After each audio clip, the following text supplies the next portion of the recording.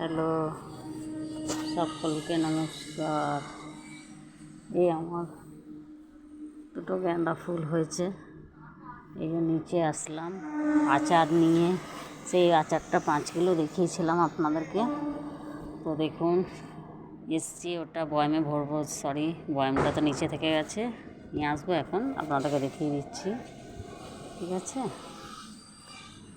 এই যে একটু টিফিন করে নিয়ে এসছি, এটা তেলটা গরম করেছি এই যে। আর ওই 5 কিলো মূলোর আচার দেখুন কতটুকুন হয়েছে। 5 কিলো মূলোর আচারটা দেখছেন?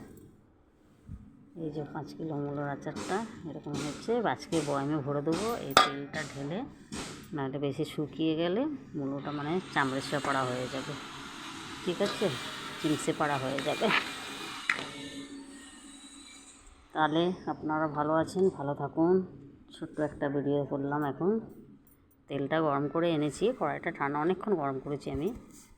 আর একটা ভুল হয়ে গেছে, গুড়ের চাটা করেছিলাম, চাটা দুধ ঢেলে দিয়েছি, ফেটে গেছে, খারাপ হয়ে গেছে, ঠিক আছে? চাটা নিজেই রেখে দিচ্ছি, দেখানো উচিত ছিল, দেখানো হলো না, ঠিক আছে? রাখছি।